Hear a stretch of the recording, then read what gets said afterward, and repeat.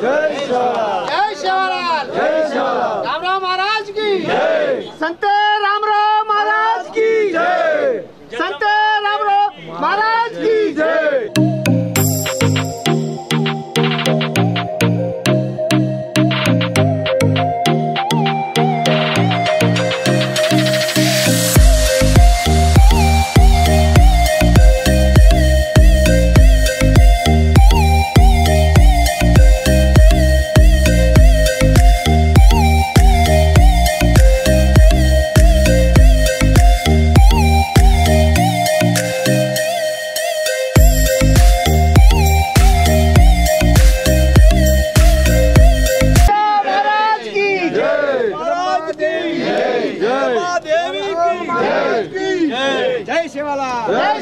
जय भवानी जय भवानी जय शिवलाल जय शिवलाल। सारे बगा हमारे ऊपर सारे लोटा सारे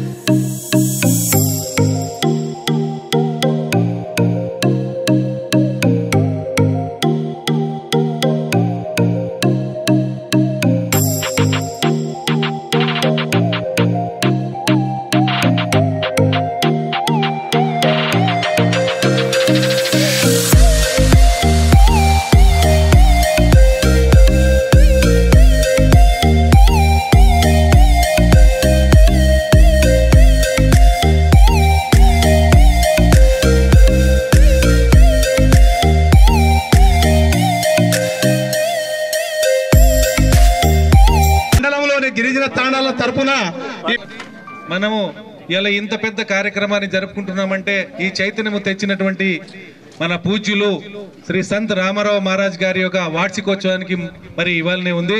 మరి ఈ కార్యక్రమానికి విచ్చేసినటువంటి మరి గౌరవనీయులు మాజీ జడ్పీటీసీ గారు, మరి మా గురువులు, ఈ ప్రాంతంలో సీనియర్ నాయకుడు అయినటువంటి సక్రి నాయక్ గారు, మరి నాతోటి వచ్చేసినటువంటి మన జిల్లా బంజారా సేవా సంఘ అధ్యక్షులు చంద్రు నాయక్ గారు, అదేవిధంగా గౌరవనీయులు కాంగ్రెస్ పార్టీ కిసాన్ అధ్యక్షులు గంగారెడ్డి గారు, మరి ఎక్స్ ఎంపీపీ యాదగిరి గారు, కిషన్ గారు, రాజు నాయక్ గారు, తుకారాం గారు, మరి ఇక్కడ మండల అధ్యక్షులు మరి లాల్ సింగ్ గారు, అదేవిధంగా లక్ష్మణ్ గారు, గౌరవనీయులు ఆర్డీఓ గారు, ఎంఆర్ఓ గారు, మరి మిత్రుడు గంగారెడ్డి గారు, శేఖర్ గౌడ్ అన్న గారు, మరి భార్యలు, పత్రికా సోదరులందరికీ శుభాకాంక్షలు, శుభాభినందనలు।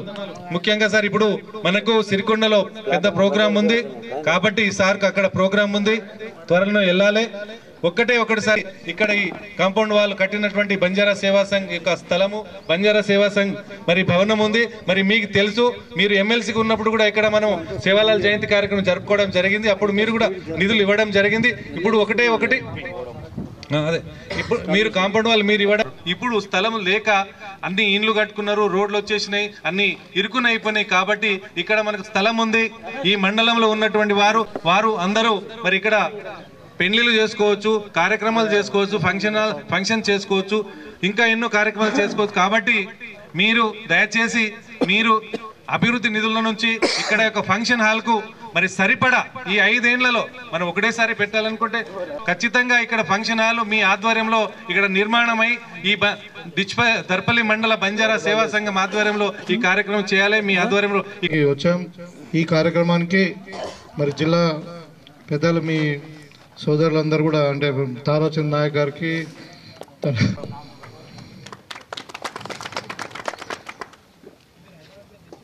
ఇది 285వ సంవత్సరం ఆయన జయంతి సందర్భంగా మరి మా అందరు కూడా ఆరాధ్య దైవం. నేను సేవలాల్ మహారాజ్ గారిని అయితే చూడలే, కానీ మనం ఎవరు చూడలేదు. కానీ రామరావు మహారాజుని మాత్రం నేను చాలాసార్లు కలవడం జరిగింది. చాలాసార్లు వాళ్ళ పాదాలకు వందనాలు చేసి ఆశీర్వాదం కూడా తీసుకోవడం జరిగింది.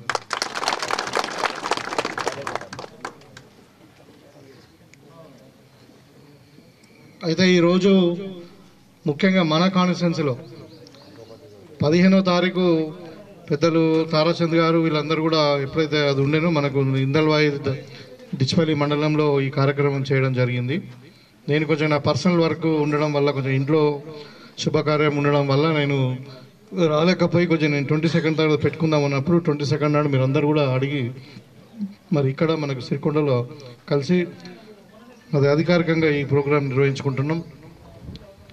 ఈ సందర్భంగా మీకు అందరు కూడా, ముఖ్యంగా బంజారా సోదరులు అందరూ కూడా, మా మిత్రులందరూ కూడా ధన్యవాదాలు, శుభాకాంక్షలు. అసలు గిరిజనులు అంటే వాళ్ళు ఇంతకుముందు అడవి పుత్రులు అనేవాళ్ళం. వాళ్ళని అసలు సిటీలకు కానీ మనము గ్రామాలకు కానీ మరి రోడ్డు మీదకి, అడవి నుండి రోడ్డు మీద తీసుకొచ్చిన పార్టీ అంటే కాంగ్రెస్ పార్టీ. చెప్పడం కాదు, మీరందరూ కూడా ఒకప్పుడు గిరిజన రిజర్వేషన్లో లేకుండే, మీరందరికీ గిరిజనుల దాంట్లో లేకుండా రిజర్వేషన్ లేకుండే. గిరిజనులకు రిజర్వేషన్ అంటే ఎస్టీలలో కలిపి, షెడ్యూల్ ట్రైబ్లో కలిపి దాంట్లో మీకు రిజర్వేషన్ కల్పించిన ఘనత కాంగ్రెస్ పార్టీదే. అంటే మనం గతం మర్చిపోదు, మనం ఎల్పిఎస్లో మర్చిపోదు. పెద్దల సామెత ఉంది ఒకటి, అన్నం పెట్టినోడు మర్చిపోయింది కానీ అన్నం తిన్న జాగా గుర్తుండాలని.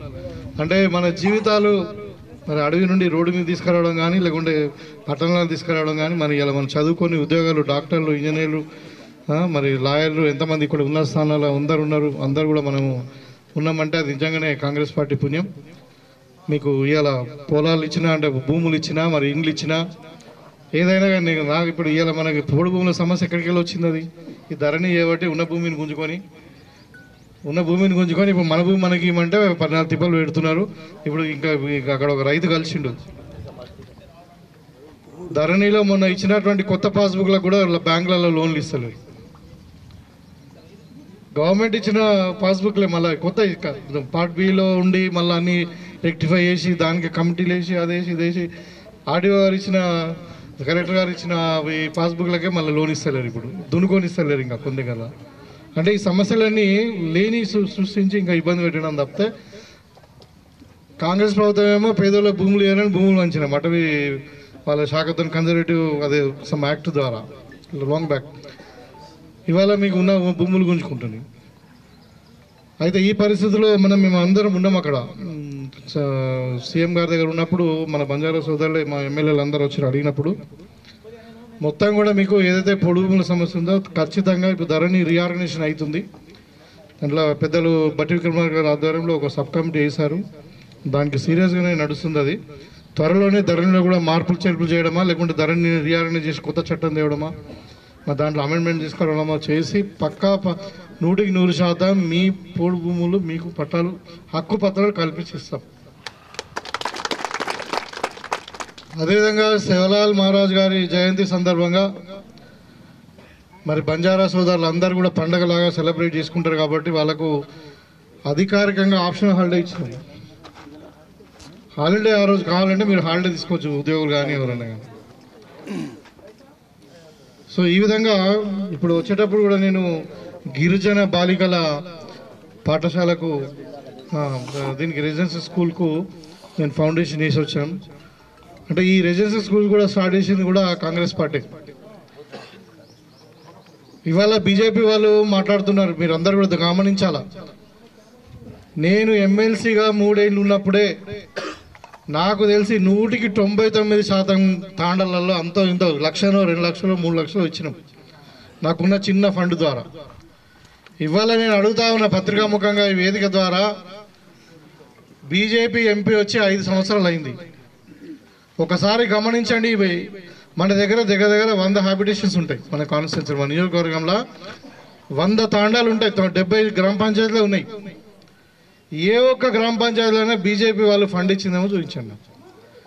ఇవాళ మేము వచ్చి 3 ఏళ్ళు అయింది, 3 నెలలు అయింది. మళ్ళీ ఇప్పుడు 3 నెలలు కూడా కాలే. ఇంకా మీకు ఇవాళ ఎన్ఆర్జీఎస్ పేరు మీద ఏదో ప్రతి తాండాలు ఇవాళ సీసీ రోడ్స్ నడుస్తూ ఉన్నాయి. మీరు అందరూ తెలుసు, మీకు అందరు కూడా మీ చేతిలోనే జరుగుతూ ఉంది. ఇవాళ ప్రతి తాండలో ఇంత ఫండ్ పెట్టాం. 2.5 నెలల లోపలనే ఒక సీసీ రోడ్ అనుకోండి, డ్రైనేజ్ అనుకోండి, ఇంకేదో అనుకోండి. మన గ్రామం అనే కాదు, 100 తాండాలల్లో ఏదో ఒకటి చేసాం కొంచెమన్నా. ఈ 2.5 నెలల లోపలనే నేను చెప్పేది. ఇవాళ 5 ఏళ్ళను ఉన్నటువంటి బీజేపీ ప్రభుత్వంలో అక్కడ ఉండి ఇక్కడ 5 ఏళ్ళు ఎంపీగా ఉన్నటువంటి వాళ్ళు ఇవాళ ఏదేదో మాట్లాడుతూ ఉన్నారు. మీరు గమనించండి, మీ తాండాలు ఎవరైనా ఇస్తే బీజేపీ ఎవరైనా ఫండ్ ఇచ్చింది ఉంటే నాకు చేతులు లేపండి. మరి ఇవాళ మళ్ళీ ఓట్ల కొరకు వస్తూ ఉన్నారు, పార్లమెంట్ వస్తుంది కాబట్టి. రాముని పేరు మీద ఒకళ్ళు ఓట్లు అడుగుతున్నారు, అక్షంతల పేరు మీద ఒకళ్ళు అడుగుతున్నారు. అంటే మనం రామభక్తులం కాదా? మన కృష్ణుడు లేడా? రాముడు లేడా? మన జగదమ్మ మాత భక్తులం కామా? అంటే మతాల పేరు మీద ఓట్లు అడగడం అనేది ఇది కొత్త ఆచారం అయిందండి. ఇప్పుడు వ్యతిరేకంగా మాట్లాడితే వాడు యాంటీ ఇదని. అరే ఓట్లు అడగా, నువ్వు ఏం చెప్పినావు 2005లో, 2014 ఏం చెప్పినావు, 2019 ఏం చెప్పినావు? చెయ్యు. ఇంకా ఓట్లు అడుగు, నేను గిరిజనులకి చేస్తా, గిరిజనుల భూములు ఇప్పిస్తా అని చెప్పు, గిరిజనులకు ఉద్యోగాలు ఇప్పిస్తా అని చెప్పు, రిజర్వేషన్ ఇప్పిస్తా అని చెప్పి ఓట్లు అడుగు. మన కడుపు నిండాలంటే మనం పొలం పండాలా, మనం కష్టపడాలా, మన పిల్లలు చదువుకోవాలా, ఉద్యోగాలు రావాలా, మనం బాగుపడాలంటే మనకి ఇండ్లు ఉండాలా. ఇట్లా కానీ అంటే కడుపు నిండుతుందా ఒట్టిగా? మనకు జీవితాలు ఎట్లా బాగుపడతాయి, మన పిల్లలు ఎట్లా బాగుపడతారు, మన పిల్లలకి ఎట్లా ఉద్యోగాలు వస్తాయి, మనకు భూములు ఎట్లా వస్తాయి, మన ఇండ్లు ఎట్లా కట్టుకోవాలా, మన జీవితాన్ని ఎట్లా వెలుగు నింపుకోవాలనే భావనతో ఉన్నటువంటి ప్రభుత్వాలు ఉండాలి. కానీ రాముని పేరు మీద, అక్షంతల పేరు మీద అంటే అందరూ కడతారు. మీరు గుళ్ళు కడతలేదు, శివలాలు కూడా అన్ని గుళ్ళు కడుతున్నారు. మా జగదామాతలు గుడి కడతా, అదొక గుడి. ఇప్పుడు కేసీఆర్ కూడా కట్టిండు. కేసీఆర్ కొత్త గుడి కట్టలే మన యాదాద్రిలో. మరి అంతే, దాంట్లో ఎవరైనా ఎక్కడైనా గుడి కట్టుకోవచ్చు. ఎవరైనా దేవుని పేరు మీద, అక్షంతల పేరు మీద ఓట్లు అడగడం అనేది కరెక్ట్ కాదు. మీరు దాన్ని గమనించండి. ఇవాళ మళ్ళీ మోసం చేయడానికి వస్తున్నారు. ఇక కొంతమంది యువత పిల్లలు తెలియక ఏదో మనం అంతా ఏదో దేశ ద్రోహులు అన్నట్టు, వాళ్ళే దేశభక్తులు అన్నట్టు ఇట్లా అంటే అంతా ఎక్స్ప్లాయిట్ చేస్తూ ఉన్నారు. దాన్ని బట్టి మీకు ఏదైనా కానీ 75 సంవత్సరాలలో గిరిజనులకు ఏమైనా చేసిందంటే ఓన్లీ కాంగ్రెస్ పార్టీ. అది కూడా కాంగ్రెస్ పార్టీ. ఇవాళ నేను చెప్తా ఉన్నా, ఎస్సీ, ఎస్టీ, మైనారిటీ, బీసీలకు కలిసి 45,000 కోట్ల రూపాయలు మన బడ్జెట్లో పెట్టినాం. చరిత్ర మీరు చూసుకోండి. 10 సంవత్సరాల నుండి ఈ తెలంగాణ ఏర్పడడానికి 10 సంవత్సరాలు, మొన్న 10వ బడ్జెట్ ఇది. ఓట్ ఆన్ అకౌంట్ బడ్జెట్లోనే 45,000 కోట్లు ఎస్సీ, ఎస్టీ, గిరిజనులకు పెట్టినాం.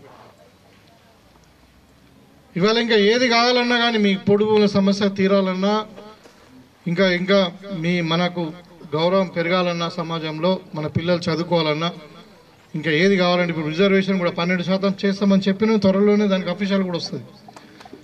10 ఏళ్ళ నుండి ఉండే మనం మెయిన్ తెలంగాణ ఉద్యమంలో ఎన్నోసార్లు చెప్పినా, ఏమని చెప్పినా, మన తెలంగాణలో గిరిజనులు ఎక్కువ సంఖ్యలో ఉన్నారు, 12% ఉంటారు. మరి మనకు 12% రిజర్వేషన్ రాజ్యాంగబద్ధంగా ఉంది. ఎస్సీలకు 18%, ఎస్సీలకు, ఎస్టీలకు 12% రావాలా, వస్తుంది. మనకు సమైక్యాంధ్రలో 6% ఉండే మనకు. కాబట్టి రావాలంటే తెలంగాణ వచ్చి 10 ఏళ్ళు అయింది. ఇవాళ 10% రిజర్వేషన్ మొన్న ఏదో లాస్ట్ ఇయర్ ఏదో ఇంప్లిమెంట్ చేసి 9%. అది కూడా ఎంతవరకు ఇంప్లిమెంట్ అయిందో తెలియదు. అంటే ఈ విధంగా అంటే మీరంతా విఘ్నులు, అంటే వ్యవసాయం చేస్తుండ్రు అందరు, మీ పిల్లలు కూడా అన్ని విధాలా ఉన్నాం. కాబట్టి ఇంకా అందులో దరిపల్లి మండలం అంటే చాలా రాజకీయ చైతన్యం ఇది అసలు.